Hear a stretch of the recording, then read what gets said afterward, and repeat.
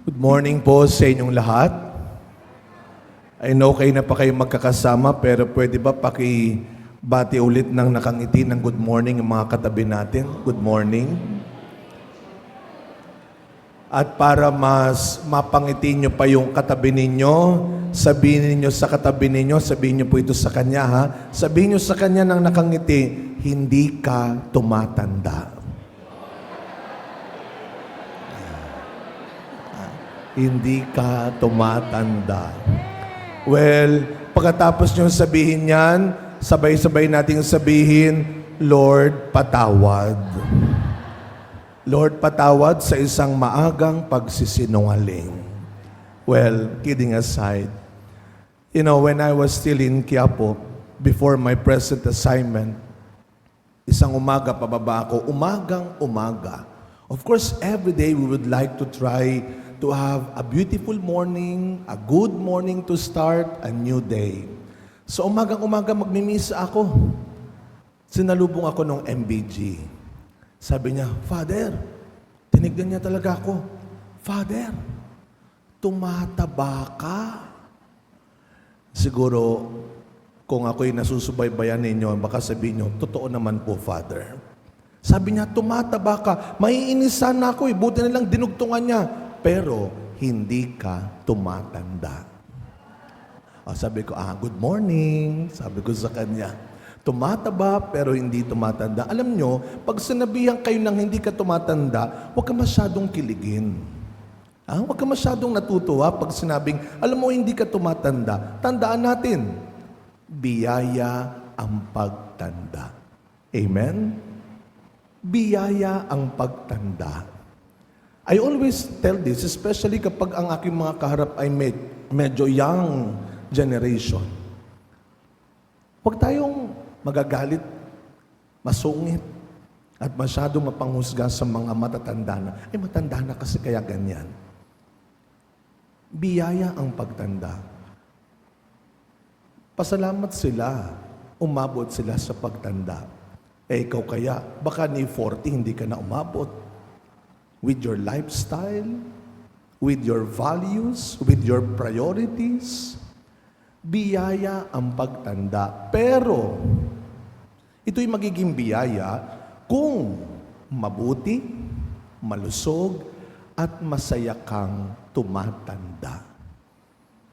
Kaya nung last February 11, World Day of the Sick, ang sabi ko sa mga tao, ipagdasal natin hindi lang ang mga may sakit, ipagdasal din natin ang mga nag-aalaga sa mga may sakit. Kung mahirap magkasakit, I am sure sasang-ayon kayo, mahirap ding mag-alaga ng may sakit.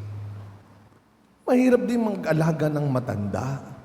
Kaya pinagdadasal din natin sila.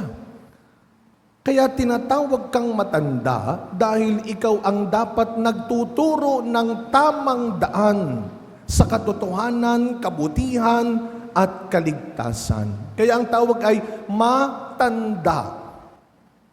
You must be a good sign. Dapat ikaw ang nagiging sign ng daan patungo sa kabutihan, patungo sa kaligtasan. Ano daw ang sign? Isang bagay, isang pangyayari na magtuturo sa atin ng posibleng dumating, ng posibleng mangyari. It is a sign. Now you ask yourself, mukhang lahat naman ho tayo dito ay nasa tamang edad na. As we grow old, tayo ba ay nagiging sign ng tamang daan patungo sa katotohanan? O ang tinuturo natin, lalo na sa mas bata sa atin, ay ang daan patungo sa kapahamakan, ay ang daan patungo sa kasinungalingan. Ngayon, puntahan natin ang gospel. Speaking of sign, the Pharisees asked the Lord, give us a sign. Mali ba yung hiningi nila? Bakit hindi sila binigyan ng Panginoon ng sign? Dahil ang hinihingi nilang tanda o sign ay hindi para maniwala, kundi para manira at mamahiya. That is their reason. That is their purpose. Wala tayong maililihim sa Diyos. Siguro sa isa't isa, pwede tayong magpakitang tao. Pwede tayong magsinungaling, pwede tayong makaloko, but not in the eyes of God. Alam ni Kristo ang hangarin ng mga Pariseyo. Kung sa lumang tipan, maraming tao ang naghihintay sa kaligtasan, perhaps the Israelites are also asking the Lord, give us a sign. Kaya pag may dumarating na propeta, ito na ba ang sign? Ikaw na ba ang sign? Kaya na sabi, katatapos lang ng Valentine's Day. Ilang kaya dito ang nangihingi pa rin ng sign? Lord, ito na ba ang sign na siya na? Ito na ba ang sign na kami na? Ito na ba ang sign na dapat ko na siyang piliin? Well, binanggit ninyo, dapat ang Valentine's Day hindi lang February 14. Ang Valentine's Day we celebrate every day. And when you choose to love, you must choose to decide. Pumipili tayo. At katulong ng pagpili natin ay ang mga sign na binibigay ng Diyos sa atin. You cannot give what you do not have. Now you look at yourself. Anong sign ang binibigay ng sarili, ng katawan mo sa iyo? Makinig ka rin sa katawan mo. Baka kailangan mo magpahinga. Baka kailangan mo magpatingin na. Baka kailangan mong magpagamot na. You listen to your body. You listen to yourself. God calls us to become selfless, not selfish. Huwag kang madamot sa sarili mo. Bago ka maghanap ng mga taong magmamahal sa iyo, mahalin mo rin ang sarili mo. Baka yung pagsakit-sakit ng kasukasuan mo, baka yung lagi ka nalang masungit, lagi nalang mainit ang ulo mo, that can be a sign from your body. Not from anyone else, but from your body. Na gusto ko rin magpahinga. Na tama na ang pakikipagkompetensya. Minsan, piliin mo rin ang sarili mo. That can be a sign. That can be a beautiful sign. Kaya ano ang sabi ni Kristo? Walang sign na ibibigay sa inyo. Anong ginawa ng mga Pariseyo? Palagi, masusi nilang binabantayan ang turo, ang galaw ni Kristo. Simula nang mabalitaan nila ang mga kababalaghang ginagawa niya. When they learn about the miracles of Jesus, lagi nilang binabantayan ang lahat ng sinasabi at ginagawa ni Kristo sapagkat siya ay naging malaking tanda ng takot para sa kanila. Baka mapalitan tayo nito. Baka hindi na maniwala ang mga tao sa atin. Kaya kapag nakikita nila si Kristo, siya ay nagiging tanda ng Ng inggit, ng galit. Kaya wala silang nakikitang magandang tanda sa anumang sasabihin at gagawin ni Kristo, kundi inggit, takot at galit. Huwag nating kalilimutan, sabi nung aking nabasa, maraming tao simula noon, binabantayan nila lagi si Kristo. Dahil lahat na lang ng sasabihin niya, lahat ng gagawin niya ay tanda ng takot para sa kanila. Ngayon sa panahon natin, when you look at your workmates, your companions, pag tinitignan mo yung mga kasama mo, anong sign ang binibigay nila sa iyo?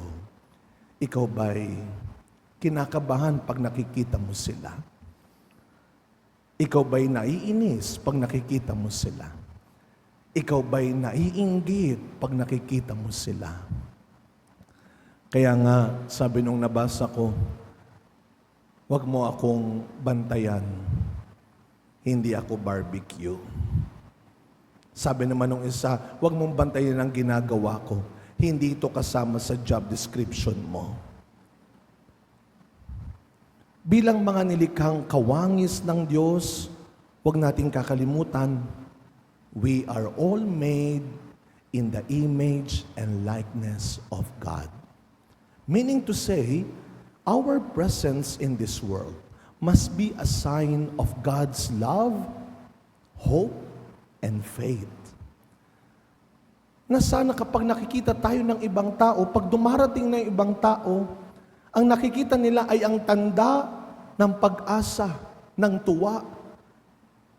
Hindi yung kapag dumarating na tayo, naku, eto na naman siya. Huwag ka na maingay, andyan na siya. Naku, eto na naman siya. Magulo na naman tayo. Eto na naman siya. Kinakabahan na naman tayo. Now, what sign are you giving to them? Ano ang sign na binibigay at iniiwan natin sa kanila? Every day, we ask the Lord. Do not be afraid to beg the Lord for a sign. But make sure, when you ask the Lord for a sign, that sign can make you better and can make your life brighter. But, huwag ka lang lagi nangihingi ng sign. Make sure to be humble enough to be a sign of God's hope and love to others. Lagi natin sinasabi, sana makahanap na tayo ng mabuting makakasama, makahanap tayo ng masayang makakasama, makahanap tayo ng tamang makakasama. Araw-araw, sikapin mo rin na maging isa ka sa mga hinahanap mo. Na sana ikaw din ay matagpuan ng iba bilang mabuti, tama at masayang makakasama. As we begin this new day, as we begin this new week, anything can happen, and we do not know what can happen today and the following days. But one thing for sure, that every morning is God's beautiful sign for us to make it better than yesterday. Amen.